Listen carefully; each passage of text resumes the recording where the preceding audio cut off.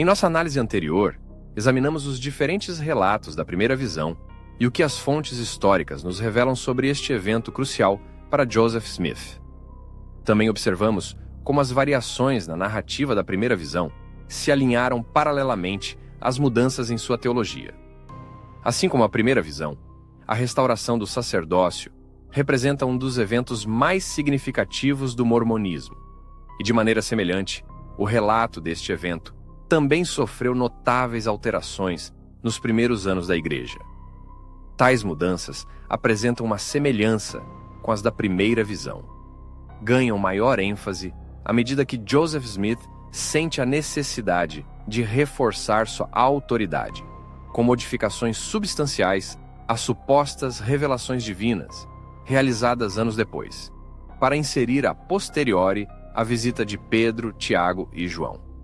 Uma forma eficaz de ilustrar a evolução da restauração do sacerdócio consiste em comparar a cronologia apresentada pela Igreja com a cronologia histórica. Como poderão constatar, a sequência dos eventos históricos diverge consideravelmente da ensinada pela Igreja em relação à restauração do sacerdócio. Assim emerge um claro padrão que sugere a disposição de Joseph Smith a modificar revelações e eventos conforme as necessidades. Examinemos agora a cronologia oficial da Igreja em relação à restauração do sacerdócio. Antes de adentrarmos nos testemunhos históricos sobre a restauração do sacerdócio, desejo expor a narrativa oficial da Igreja concernente à restauração dos sacerdócios, Aarônico e de Melquisedeque. Uma síntese está disponível no site oficial da Igreja, e a seguir apresentaremos a cronologia extraída dessa fonte. 15 de maio de 1829. João Batista confere o sacerdócio aarônico a Joseph Smith e Oliver Cowdery em Harmony, Pensilvânia. Da história oficial da Igreja, que foi redigida apenas em 1838, lemos: Fomos ao bosque orar e perguntar ao Senhor sobre o batismo para a remissão dos pecados, que havíamos encontrado mencionado na tradução das placas do Livro de Mórmon. Enquanto estávamos assim ocupados, orando e invocando ao Senhor, um mensageiro do céu desceu em uma nuvem de luz, e, havendo-nos imposto as mãos, nos ordenou, dizendo: Sobre vocês, meus companheiros, em nome do Messias, confiro o sacerdócio de Arão, que detém as chaves do ministério dos anjos, e do evangelho de arrependimento, e do batismo por imersão para a remissão dos pecados. E isso não será mais tirado da terra, até que os filhos de Levi não ofereçam novamente uma oferta ao Senhor em retidão. Disse que este sacerdócio arônico não tinha o poder da imposição de mãos para o dom do Espírito Santo, mas que isso nos seria conferido mais tarde, e nos mandou ir e ser batizados, e deu instruções para que eu batizasse Oliver Cowdery, e que depois ele me batizasse. Consequentemente, fomos batizados. O mensageiro que nos visitou nesta ocasião e nos conferiu este sacerdócio disse que seu nome era João, o mesmo que é chamado João Batista no Novo Testamento, e que atuava sob a direção de Pedro, Tiago e João, que detinham as chaves do sacerdócio de Melquisedeque, o qual sacerdócio, disse, nos seria conferido a seu devido tempo, e que eu seria chamado o primeiro elder da igreja, e ele, Oliver Cowdery, o segundo. Imediatamente após sair da água, após ser batizados, experimentamos grandes e gloriosas bênçãos de nosso Pai Celestial. Assim que havia batizado Oliver Cowdery, o Espírito Santo desceu sobre ele, e ele se levantou e profetizou muitas coisas que aconteceriam em breve. E novamente, assim que fui batizado por ele, também tive o espírito de profecia. Quando levantando-me, profetizei sobre o nascimento desta igreja, e sobre muitas outras coisas relacionadas com a igreja, e com esta geração dos filhos dos homens. Fomos cheios do Espírito Santo, e nos regozijamos no Deus de nossa salvação. Este relato se encontra em José Smith, História 1:68. Este extrato da história da igreja foi posteriormente integrado também como Doutrina e Convênios 13, onde se lê: Sobre vocês, meus companheiros, em nome do Messias, confiro o sacerdócio de Arão, que detém as chaves do ministério dos anjos, e do evangelho de arrependimento, e do batismo por imersão para a remissão dos pecados. E isso não será mais tirado da terra até que os filhos de Levi não ofereçam novamente uma oferta ao Senhor em retidão. Este trecho está presente em Doutrina e Convênios, 13 de maio de 1829. Joseph Smith e Oliver Cowdery recebem o sacerdócio de Melquisedeque de Pedro, Tiago e João, perto do rio Susquehanna, entre Harmony, Pensilvânia, e Colesville, Nova York. Na página da igreja dedicada à restauração, afirma-se: algum tempo depois da aparição de João Batista, também os antigos apóstolos Pedro, Tiago e João apareceram a Joseph e Oliver, novamente sob a direção de Jesus Cristo, e lhes conferiram o sacerdócio de Melquisedeque. Veja a esse respeito Doutrina e Convênios, 128:20. O sacerdócio de Melquisedeque detém o direito de presidência e tem poder e autoridade sobre todos os ofícios da Igreja em todas as idades do mundo, para administrar nas coisas espirituais, como se indica em Doutrina e Convênios 107:8. Com esta autoridade novamente sobre a terra, a Igreja de Jesus Cristo pôde ser restaurada em sua plenitude. 6 de abril de 1830. Organização da Igreja em Fayette Township, Nova York. Agora que tratamos da cronologia da restauração do sacerdócio como a relata a Igreja, agora tenho a intenção de examinar esta cronologia utilizando documentos históricos, declarações e revelações contemporâneas aos eventos. Assim como já foi sublinhado para a primeira visão, este enfoque é incrivelmente importante para entender a evolução do relato sobre a restauração do sacerdócio. É fundamental notar que tudo o que a Igreja cita em apoio de sua cronologia oficial foi escrito apenas vários anos após os eventos que se afirma terem ocorrido. Por exemplo, a Igreja apresenta Doutrina e Convênios, 13, como a revelação ou visão que conduziu à restauração do sacerdócio arônico em 1829. No entanto, esse relato histórico foi redigido não antes de 1838. Para essa data, a narrativa já havia sofrido numerosas modificações, que ilustraríamos detalhadamente a seguir. Agora vamos examinar em detalhes a cronologia histórica da restauração do sacerdócio. O contexto religioso da época é fundamental para compreender os eventos.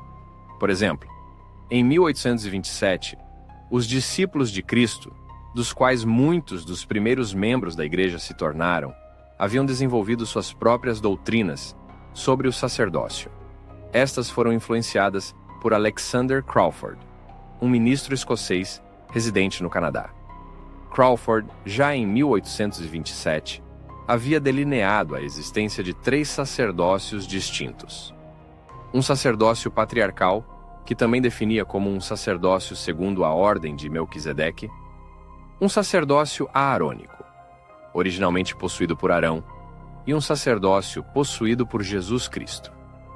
Crawford considerava Melquisedeque superior a Abraão, citando o fato de que Abraão lhe havia pago os dízimos. Segundo ele, Melquisedeque era uma figura-chave na ordem do sacerdócio patriarcal. Crawford também via o sacerdócio patriarcal e o arônico como ramificações do sacerdócio levítico. Independentemente disso, como afirmou um historiador e foi relatado pelos estudos BYU, Alexander Campbell, influenciado por Crawford, ensinou sua compreensão do sacerdócio a muitos de seus seguidores, que se tornaram parte da comunidade Mormon e continuaram acreditando na mesma doutrina. É interessante notar que Sidney Rigdon foi um expoente do movimento campbellita, se uniu ao movimento batista reformado, posteriormente discípulos de Cristo, ou campbellita, e se tornou um pregador influente entre 1824 e 1827. Rigdon se juntou à igreja em um momento posterior, antes que esses termos relacionados ao sacerdócio fossem revelados na igreja de Joseph Smith, um detalhe significativo que aprofundaremos mais adiante, como indicado nos papéis de Joseph Smith. 1829, 15 de maio.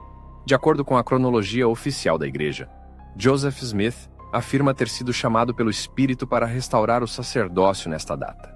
Na história de Joseph Smith, escrita em 1838, que citamos na narrativa oficial da Igreja, é aqui que se situa a restauração dos sacerdócios aarônico e de Melquisedeque, primeiro pela obra de João Batista, e depois de Pedro, Tiago e João. No entanto, como demonstraremos, essa narrativa resulta anacrônica para 1829, uma vez que Joseph Smith não mencionará os sacerdócios aarônico ou de Melquisedeque durante muitos anos, e não haverá nenhuma referência a João Batista, Pedro, Tiago ou João durante 5 anos após este suposto evento. De fato, a revelação original que trata sobre o batismo para Joseph e Oliver, no Livro de Mandamentos, o que hoje é Doutrina e Convênios 18, não menciona nenhum dos dois sacerdotes nem qualquer visita de Pedro, Tiago ou João. Esta revelação está datada em junho de 1829, como se lê em Revelação, junho de 1829b, Doutrina e Convênios 18, 1829. Na segunda metade de 1829, é publicado Os Artigos e Convênios da Igreja de Cristo, redigido pelo escriba Oliver Cowdery, e também presente como capítulo 24 no Livro de Mandamentos. Neste documento não há nenhuma menção de divisões do sacerdócio. De fato, nesta revelação, os apóstolos são descritos como anciãos, o que diminui a autoridade na igreja.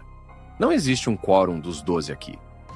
Esta descrição não será modificada até que a revelação seja alterada em 1835, tornando-se a atual Doutrina e Convênios 20. Nestes artigos, Joseph Smith dita o seguinte: Deus o visitou através de um anjo santo, cujo rosto era como relâmpago, e cujas vestiduras eram puras e brancas, além de toda a brancura. E lhe deu mandamentos que o inspiraram de cima, e lhe deu poder, através dos meios que haviam sido preparados antes, para que traduzisse um livro. Este trecho se encontra no manuscrito original, preservado nos papéis de Joseph Smith. Aqui também não se menciona nenhuma ordenação angelical, restauração do sacerdócio, ou de Pedro, Tiago e João. 1830, com a formação da igreja, tanto Joseph Smith quanto Oliver Cowdery foram ordenados simplesmente como anciãos. Não se menciona a posse do sacerdócio aarônico ou de Melquisedeque para nenhum dos dois. 1830, junho, registrado como abril no Livro de Mandamentos e Revelações de John Whitmer. Os artigos e alianças da Igreja de Cristo, que delineiam os deveres dos diversos ofícios e as ordenanças da Igreja, foram redigidos por Joseph Smith, hoje Doutrina e Convênios 20, na Igreja de Jesus Cristo dos Santos dos Últimos Dias, e capítulo 17, na Comunidade de Cristo. O documento começa afirmando a autoridade sobre a qual a Igreja foi organizada, incluindo um resumo dos eventos milagrosos que precederam tal organização. No entanto, guarda completo silêncio sobre as ordenações angelicais que Smith e Cowdery teriam reclamado mais tarde. Em vez disso, menciona apenas mandamentos divinos e angelicais como fonte de autoridade.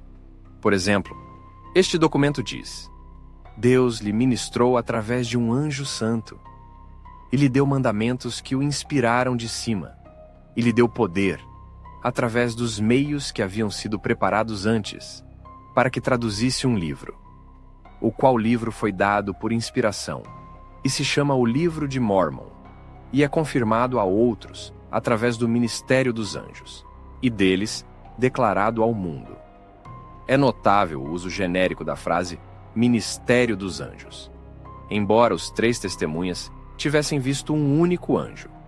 Esta observação é extraída de Evolution of Early Mormon Priesthood Narratives, de Vogel, 1830, novembro. Sidney Rigdon é batizado e ordenado ancião na igreja. Este é um ponto crucial, já que Rigdon, como campbelita, ensinava da ideia dos sacerdócios aarônico, Melquisedeque, e a cronologia mostrará como essa noção será introduzida entre os Mormons pouco depois de sua chegada. 1831, junho. Em uma conferência de anciãos, a autoridade do sacerdócio de Melquisedeque, página 176, foi manifestada e conferida pela primeira vez a vários anciãos. Esta informação, relatada pelos estudos Beyu, esclarece ainda mais que até 1831, o título de ancião na igreja não equivalia ao sacerdócio como o entendemos hoje, um ponto que já havia surgido ao analisar os artigos e convênios da Igreja de Cristo. Os diários relacionados a esta conferência referem-se apenas ao sacerdócio supremo, e não ao sacerdócio de Melquisedeque, corroborando ainda mais a ideia de que os sacerdotes Aarônico e de Melquisedeque foram inseridos retroativamente na história da Igreja. Por exemplo, de um trecho do Journal of Discourses, lemos: Ezra Booth estava presente quando os anciãos receberam pela primeira vez a ordenação do sacerdócio supremo. Reuniram-se em junho de 1831. Enquanto estavam lá, sendo a manifestação do poder de Deus sobre Joseph, ele apartou alguns dos anciãos ao sacerdócio supremo. O sacerdócio foi conferido a um certo número de anciãos. Detenhamo-nos um momento neste ponto. Também é interessante observar que muitos dos anciãos relataram visões espirituais semelhantes às dos primeiros testemunhas sob Joseph Smith. Lyman White testificou ter visto o rosto do Salvador. Substituímos isso porque houve várias ocasiões em que outros tiveram esse tipo de visões na presença de Joseph Smith e participando do sacramento. É impossível estabelecer se foi o vinho que induzia as visões, ou se Joseph Smith era capaz de manipulá-las. Mas trata-se de um fenômeno que não se replicou com a mesma frequência na liderança de Joseph, embora fosse muito comum nesses primeiros encontros da igreja.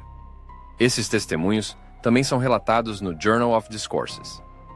O que é ainda mais importante, o próprio Joseph foi ordenado ao sacerdócio supremo pelo ancião da igreja Lyman White nesta reunião. Do livro Rough Stone Rolling, lemos: durante o tumultuado encontro, Joseph ordenou a 5 homens ao sacerdócio supremo, e Lyman White ordenou a outros 18, incluindo Joseph. As ordenações ao sacerdócio supremo marcaram um marco fundamental na Igreja Mórmon. Até aquele momento, a palavra sacerdócio, embora aparecesse no livro de Mórmon, não havia sido utilizada nas pregações mórmons ou nas revelações modernas. Relatos posteriores aplicaram o termo retroativamente, mas a Conferência de Junho de 1831 marcou sua primeira aparição nos documentos contemporâneos. Os mórmons agora acreditam que o sacerdócio de Melquisedeque havia sido conferido 1 ou 2 anos antes, com a visita de Pedro, Tiago e João. Se assim fosse, por que os contemporâneos disseram que o sacerdócio supremo foi conferido pela primeira vez em junho de 1831? Joseph Smith mesmo foi ordenado a este sacerdócio supremo por Lyman White. Se Joseph já era um ancião e apóstolo, qual era a necessidade de ser ordenado novamente? Essas reflexões se encontram nas páginas 157 e 158 de Rough Stone Rolling. Esta anotação na história da Igreja contradiz também a narrativa que se desenvolveria em 1835, segundo a qual Pedro, Tiago e João conferiam o sacerdócio de Melquisedeque. Se isso tivesse sido realmente o caso, como poderia a Igreja registrar em 1831 que era a primeira vez que o sacerdócio supremo se conferia aos anciãos na Igreja, incluindo Joseph Smith mesmo? Este também é o primeiro referente a 2 sacerdócios distintos, um detalhe significativo considerando como a narrativa evolui nos anos seguintes. Também mostra que os anciãos originalmente faziam parte do sacerdócio menor, ou aarônico. 1831, agosto. Joseph Smith se dirige a Missouri e se confronta com o bispo Edward Partridge sobre a escolha do terreno para estabelecer a nova cidade de Sião em Missouri.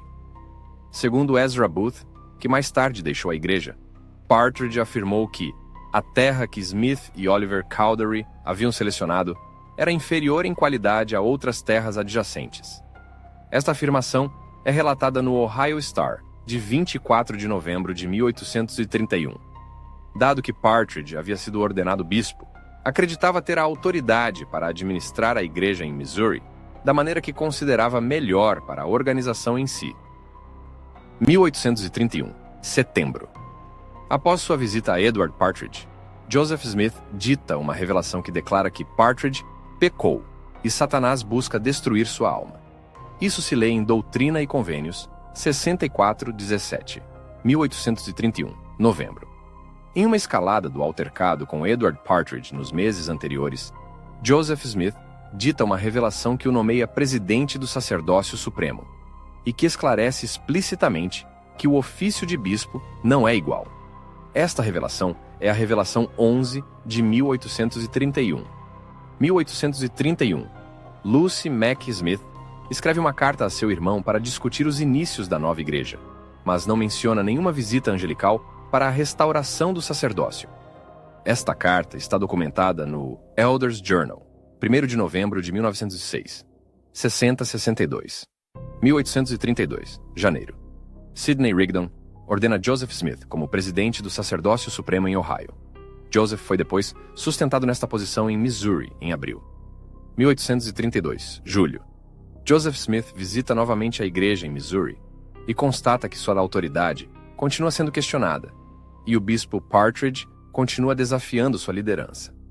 Isso leva Joseph Smith a dizer a W. W. Phelps: diga ao irmão Edward que se lembre de Ananias e Safira.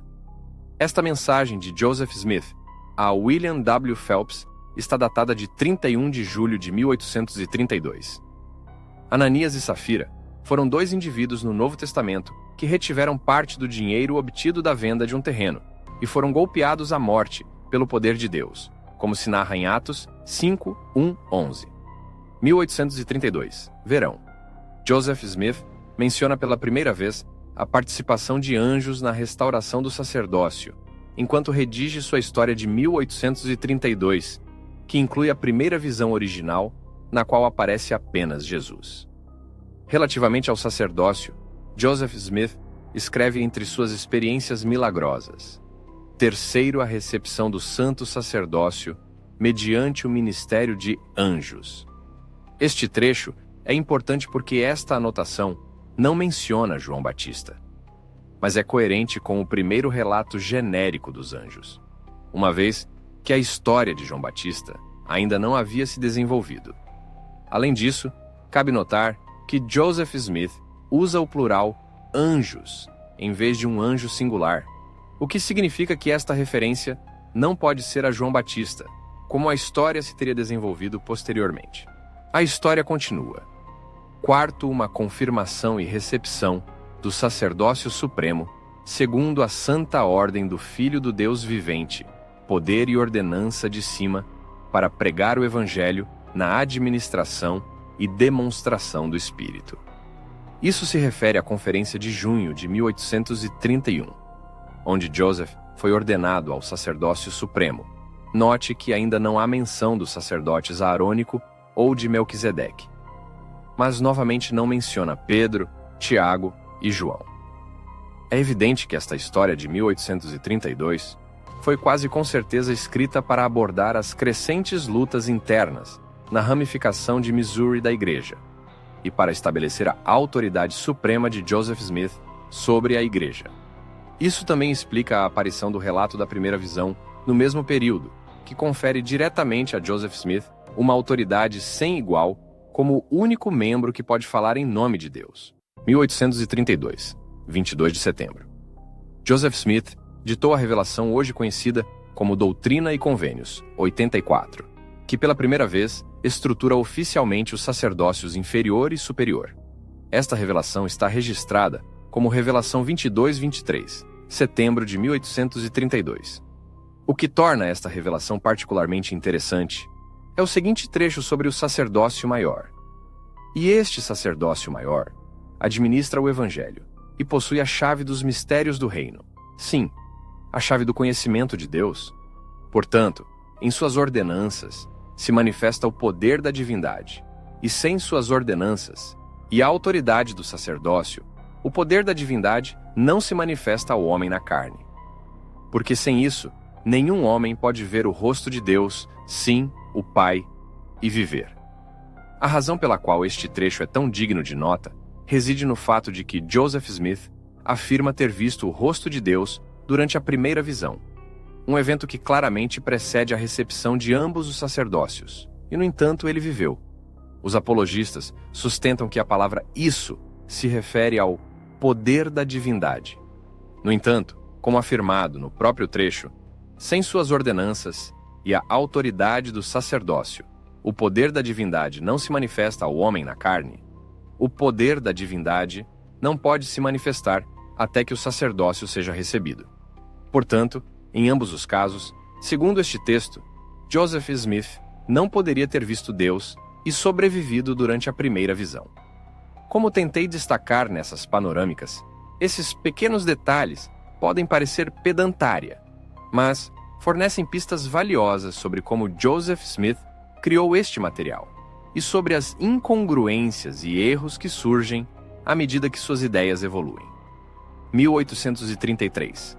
É publicado o Livro de Mandamentos, que inclui todas as revelações até a data de publicação. Neste texto, não há menção de uma restauração dos sacerdócios, aarônico ou de Melquisedeque.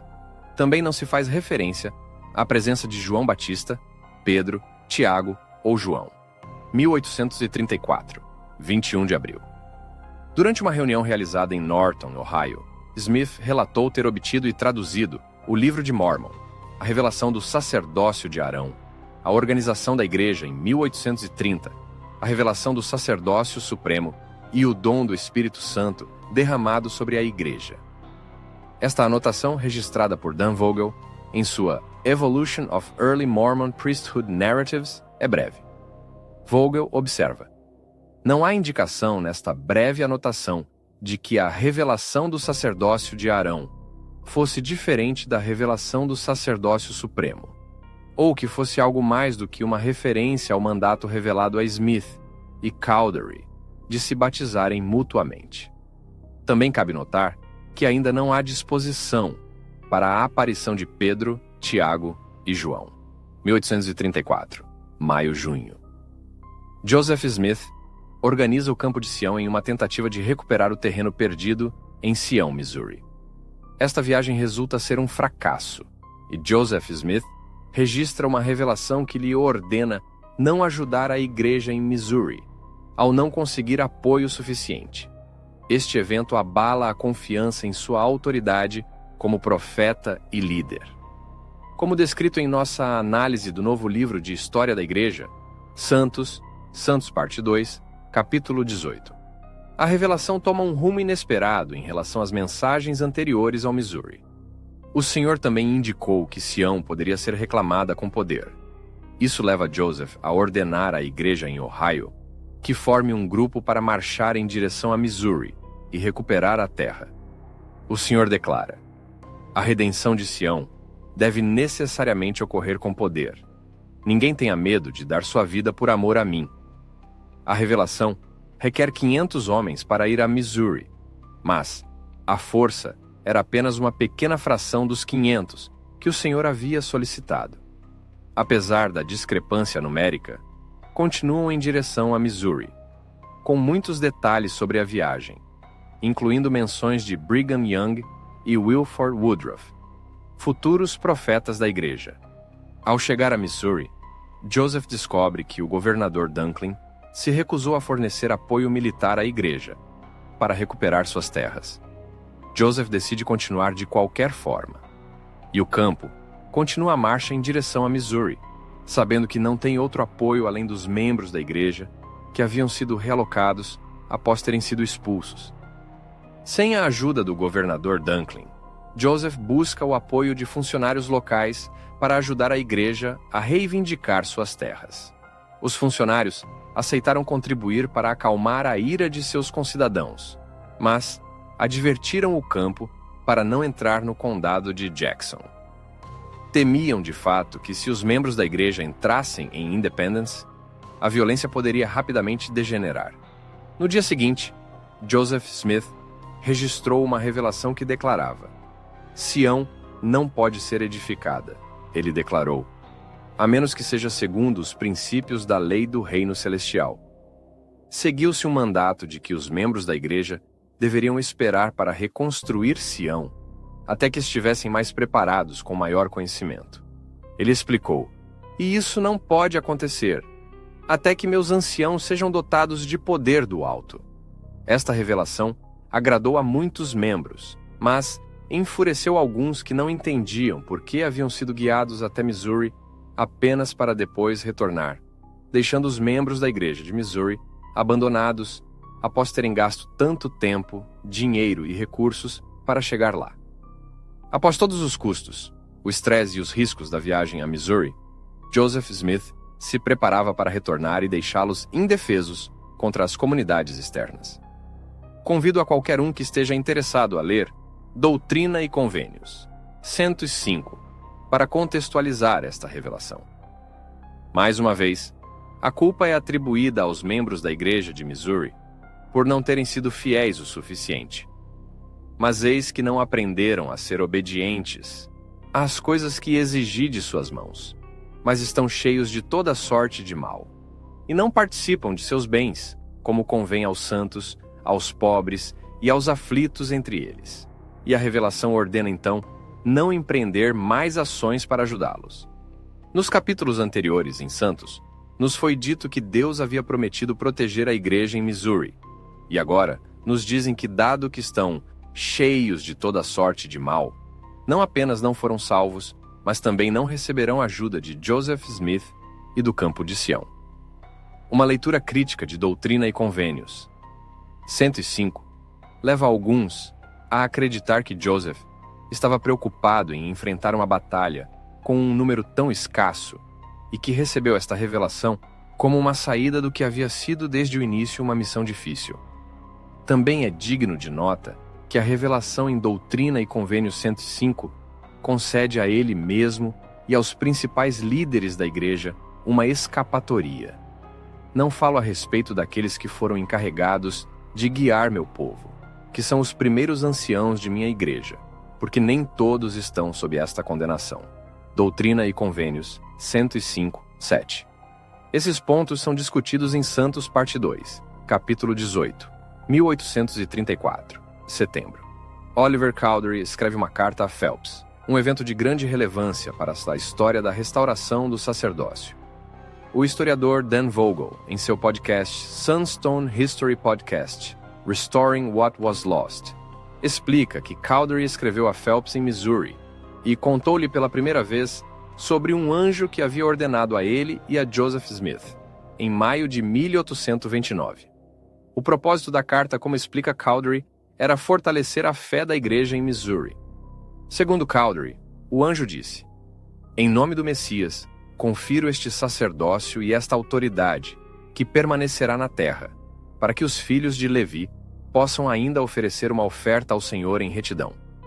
No entanto, Vogel sublinha que a palavra sacerdócio não apareceu antes de junho de 1831, e a conexão entre o sacerdócio menor e os levitas não foi feita antes de setembro de 1832.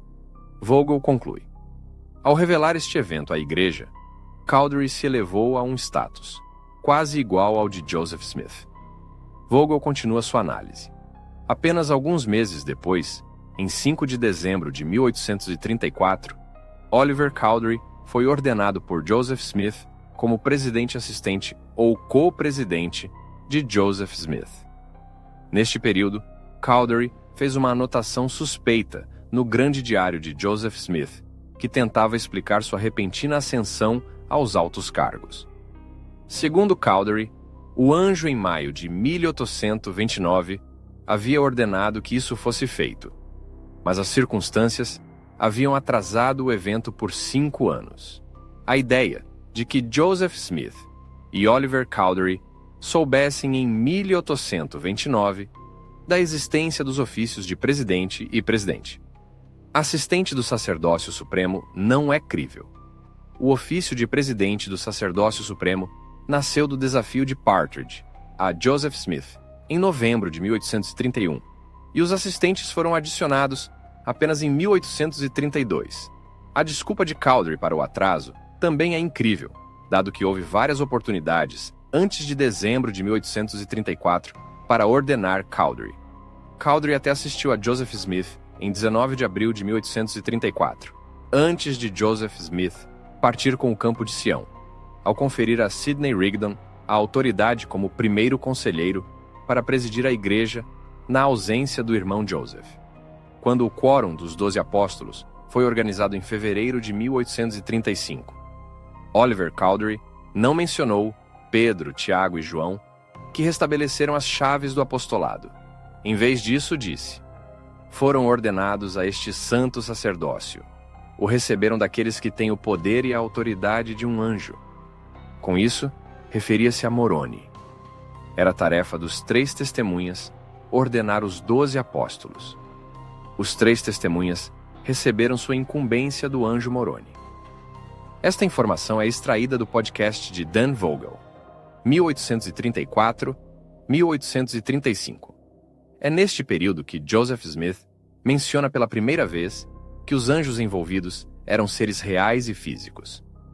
Como observa Grant Palmer em sua obra An Insider's View of Mormon Origins, os detalhes fornecidos por Joseph Smith sobre o sacerdócio passam de genéricos a nítidos e específicos ao longo do tempo. Uma evolução que também pode ser observada nos relatos de sua primeira visão. Palmer resume essa progressão. Em 1829, Joseph disse que havia sido chamado pelo Espírito. Em 1832, mencionou que anjos haviam testemunhado esses eventos. Em 1834-35, as manifestações espirituais se tornaram aparições literais e físicas de seres ressuscitados. 1835, março-agosto. Joseph Smith e Oliver Cowdery alteram a formulação de revelações anteriores durante a compilação de Doutrina e Convênios de 1835, adicionando versos que descrevem as aparições de João Batista junto a Pedro, Tiago e João. O livro de mandamentos, que precedeu o D&C, não contém nada dessas aparições, nem se fornece qualquer explicação para essas adições de incrível importância a revelações existentes. Essas novas seções aparecem no D&C sem justificativas para as mudanças e sem o apoio de qualquer documento histórico que demonstre que Joseph Smith tenha tido alguma vez essa visão. Dan Vogel, em seu podcast Sunstone History Podcast, Restoring What Was Lost, analisa essa situação. Entre março e agosto de 1835, aproximadamente, Joseph Smith acrescentou menções da vinda de João Batista e de Pedro, Tiago e João às suas primeiras revelações. A seção 27, datada de setembro de 1830, acrescentou: João Batista, eu estabeleci meus servos, Joseph Smith Jr.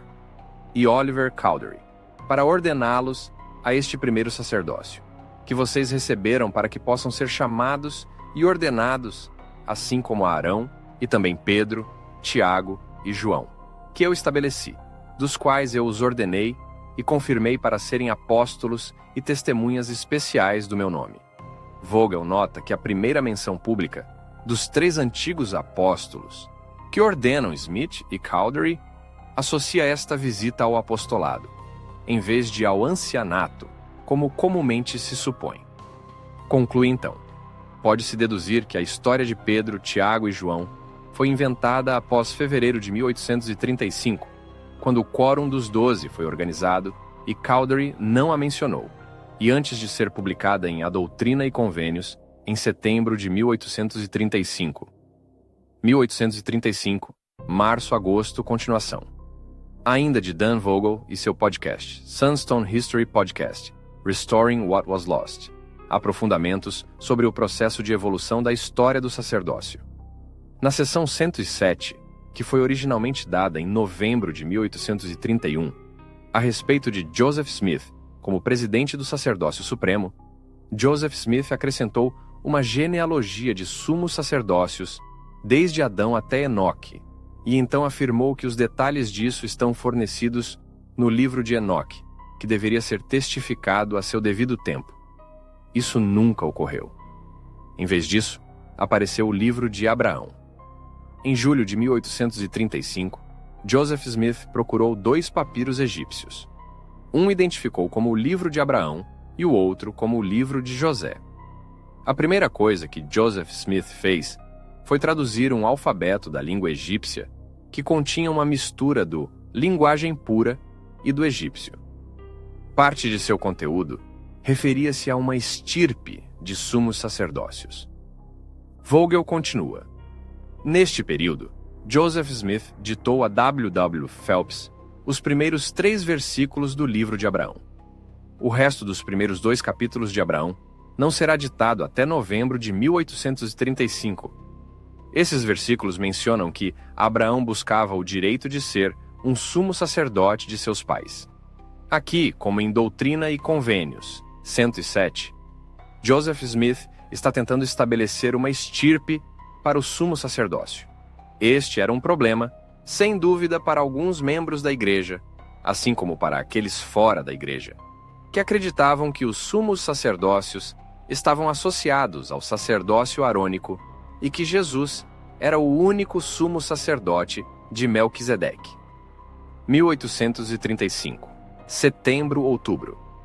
Dan Vogel explica como Oliver Cowdery inseriu retroativamente o relato da restauração do sacerdócio no livro das bênçãos patriarcais, em seu podcast Sunstone History Podcast, Restoring What Was Lost. Vogel descreve que, no final de setembro de 1835, Oliver Cowdery estava copiando as bênçãos de 1833 de Joseph Smith Sr. no livro das bênçãos patriarcais. Cowdery escreveu uma introdução que explicava a autoridade com a qual Joseph Smith Sr. impartia as bênçãos e usa a mesma linguagem de Abraão, 1:2, a respeito do direito do sacerdócio. Cowdery então tentou afirmar que a visita de João Batista havia sido predita pelo antigo José, aludindo, evidentemente, a um dos papiros egípcios que Oliver Cowdery identificou no número de dezembro de 1835 do Messenger and Advocate. Isso é o que escreveu Cowdery. Fomos ao bosque exatamente como disse nosso pai, Joseph, que faríamos, isto é, no arbusto. O anjo desceu e nos conferiu este sacerdócio. Explica, ou seja, que foram ordenados pelo anjo João ao sacerdócio menor, ou aarônico. Vogel prossegue, descrevendo como Cowdery, ainda escrevendo no livro das bênçãos patriarcais, no início de outubro de 1835, alterou e expandiu uma bênção que Joseph Smith lhe havia dado em 1833, apagando alguns comentários negativos e adicionando uma referência à restauração do sacerdócio. Escreveu: essas bênçãos virão sobre ele, Oliver, de acordo com as bênçãos da profecia de Joseph, nos dias antigos, que disse que viriam sobre o vidente dos últimos dias, e sobre o escriba, que estaria com ele, e que seria ordenado com ele. Então, menciona a ordenação por parte de João Batista, afirmando: e depois recebeu o santo sacerdócio sob as mãos daqueles que haviam sido reservados durante muito tempo. Sim, aqueles que o receberam sob a mão do Messias, enquanto ele habitava na carne. Vogel sublinha como a expansão das bênçãos de 1833 sem aviso prévio, com Cowdery afirmando até que estava copiando fielmente, cria uma situação altamente suspeita, na qual Oliver Cowdery insere a profecia do antigo José a respeito da restauração do sacerdócio. Joseph Smith e Oliver Cowdery aparentemente estavam planejando usar os papiros para respaldar as afirmações sobre a restauração do sacerdócio, a fim de colocar as reivindicações de autoridade e sua liderança sobre bases mais sólidas. 1836, março. Joseph Smith e Oliver Cowdery afirmam ter tido uma visão no templo de Kirtland, durante a qual teriam recebido chaves adicionais do sacerdócio de Moisés, Elias e Elias. Esta reivindicação lhes confere uma autoridade definitiva na igreja, mas não está isenta de incongruências. É conhecido que Elias e Elias são, na verdade, a mesma pessoa. Elias é a tradução hebraica e Elia a grega, embora Joseph os apresente como figuras distintas que apareceram em visões separadas. No entanto, este evento sanciona de fato a restauração do sacerdócio, confirmando a Joseph Smith uma autoridade que não poderia ser questionada por mais ninguém dentro da igreja. 1838. Joseph Smith redige sua nova história. que será posteriormente canonizada na Pérola de Grande Valor. Esta versão corresponde à narrativa oficial da Igreja que delineamos anteriormente, incluindo tanto os sacerdócios aarônico quanto de Melquisedeque, e a visita de Pedro, Tiago e João. Como mencionado, desta história de 1838 se extrai Doutrina e Convênios 13, onde se afirma: sobre vós, meus conservos, em nome do Messias, eu, João Batista, confiro o sacerdócio de Arão, que possui as chaves do ministério dos anjos, e do evangelho do arrependimento e do batismo. Após examinar a cronologia histórica, agora voltamos nossa atenção para as vozes daqueles que foram testemunhas dos primeiros anos da Igreja e para os estudiosos que analisaram sua história. Suas declarações e reflexões oferecem perspectivas valiosas sobre a evolução do relato relativo à restauração do sacerdócio por Joseph Smith, destacando as mudanças na narrativa ao longo do tempo. Figuras proeminentes e documentos históricos oferecem perspectivas adicionais sobre essa evolução. Como observa Richard Bushman, um estudioso de Joseph Smith, que ainda é um membro crente da Igreja, em sua obra Rough Stone Rolling, a tardia aparição desses relatos levanta a possibilidade de uma fabricação posterior. Bushman, embora não chegue à conclusão definitiva de que os eventos foram fabricados, reconhece abertamente que os relatos posteriores não coincidem com a documentação histórica contemporânea. Ele acrescenta ainda também em Rough Stone Rolling: Joseph acrescentou as histórias dos anjos para embelezar sua história inicial e se apresentar como um personagem mais visionário. Se assim fosse, ele deu pouca importância ao evento. Cowdery foi o primeiro a contar a história da aparição de João, não Joseph. Bushman, ainda em Rough Stone Rolling, descreve mais detalhadamente a abordagem de Joseph Smith em relação às suas próprias revelações. Ele revisou suas próprias revelações, acrescentando novo material e unindo uma à outra, alterando a formulação como achava apropriado. Ele se sentia autorizado a expandir as revelações à medida que sua compreensão se expandia. Joseph uma vez disse que os metodistas têm credos que um homem deve acreditar ou ser expulso da igreja. Eu quero a liberdade de acreditar como me parece. É tão bom não ser impedido. A revelação significava liberdade para Joseph, liberdade de expandir sua mente através do tempo e do espaço, buscando a verdade onde quer que pudesse encontrá-la.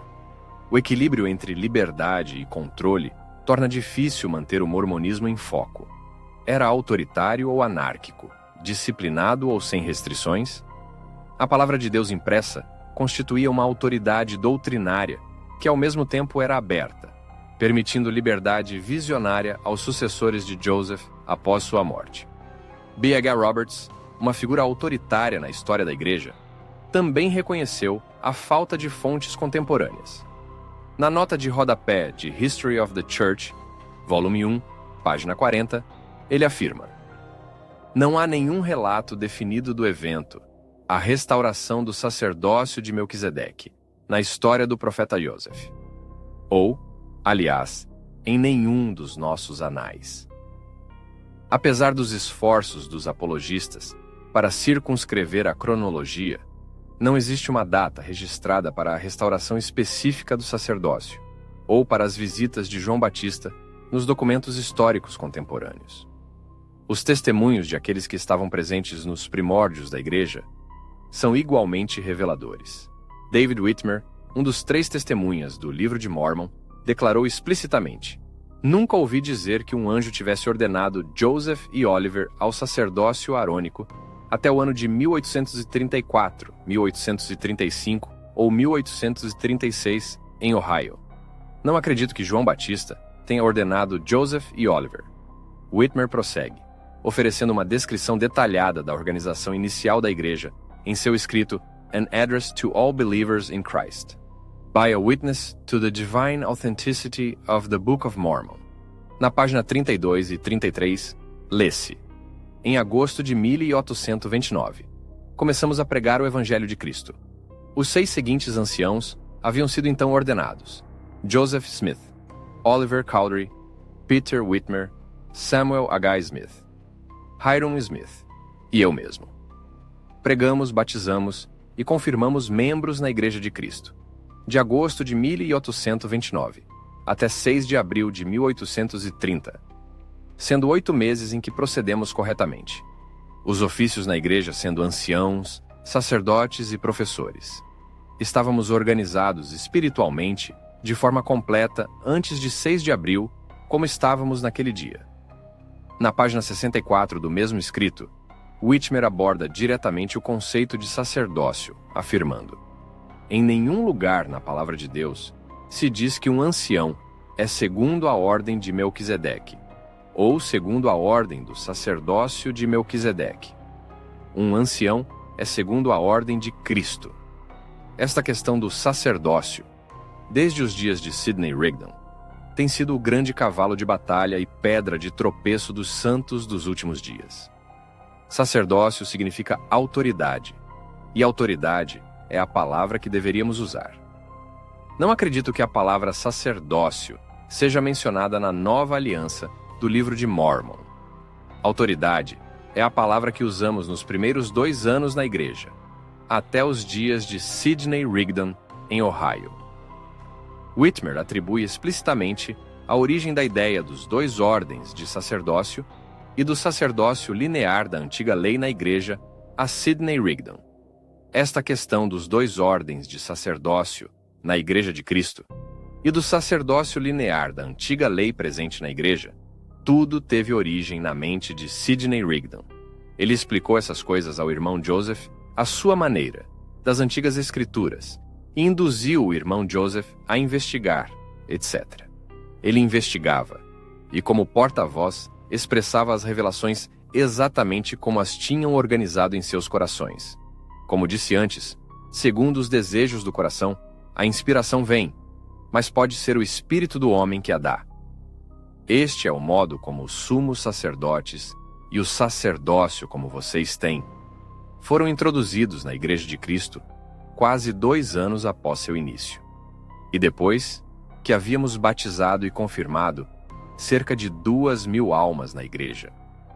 Esses trechos estão em Whitmer, An Address to All Believers in Christ, páginas 32, 33 e 64.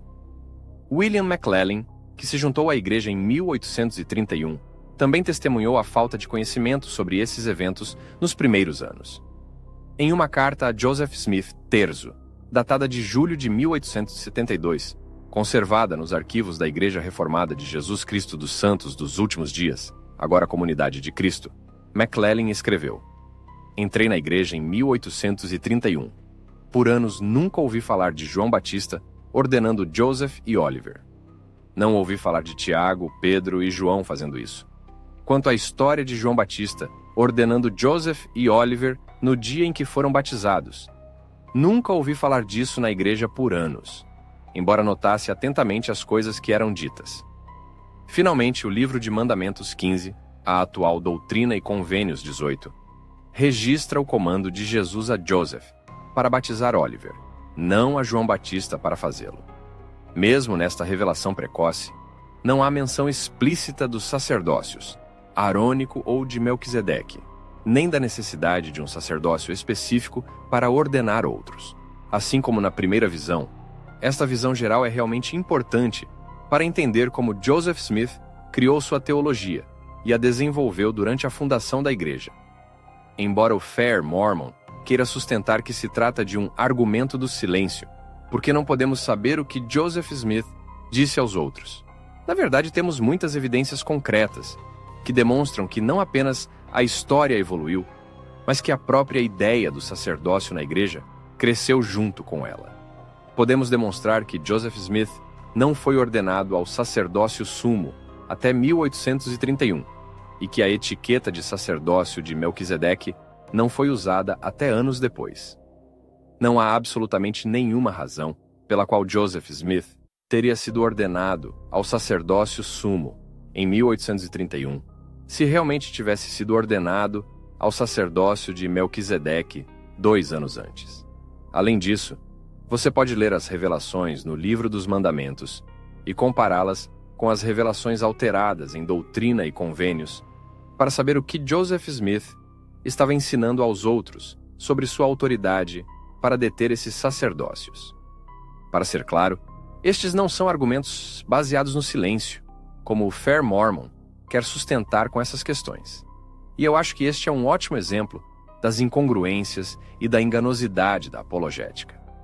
Como destacamos nessas visões gerais, os apologistas pulam de um argumento para outro, dependendo do problema. Mas ao cavar um pouco mais fundo, fica claro que as soluções apologéticas não são soluções, mas tentativas de reformular seu foco. Como mencionei antes com as placas de ouro, para acreditar que a restauração do sacerdócio ocorreu como a Igreja ensina hoje, é preciso acreditar que Joseph Smith e Oliver Cowdery receberam a visita de João Batista e depois de Pedro, Tiago e João. A partir daí, deve-se acreditar que decidiram não contar a ninguém e depois permitiram que o sacerdócio evoluísse dentro da Igreja após o evento por razões desconhecidas. Então, deve-se acreditar que decidiram que valia a pena contar, ou, como acredita Richard Bushman, chegaram a uma nova compreensão do que viram naquele dia. Isso simplesmente não convence de forma alguma. E se você fosse pesquisar qualquer outro líder religioso, político ou empresarial que fez afirmações semelhantes, com a enorme quantidade de contradições que a história contém, você daria o mesmo benefício da dúvida? Enquanto a Igreja lhe pediria para buscar um testemunho espiritual do evento, esses são problemas que simplesmente não se resolvem, porque nos é pedido que os avaliemos com base nas sensações, em vez de nas evidências. Essas visões gerais foram feitas para serem lidas juntas, porque se encaixam como um quebra-cabeça.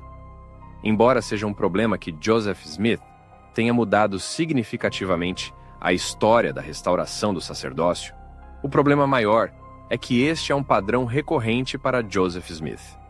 Em nossa visão geral anterior, mostramos como Joseph Smith modificou a primeira visão, e em nossas visões gerais sobre o livro de Mormon, mostramos como Joseph Smith estava disposto a usar ideias circundantes para criar o texto, deixando suas impressões digitais em todo o livro de Mormon.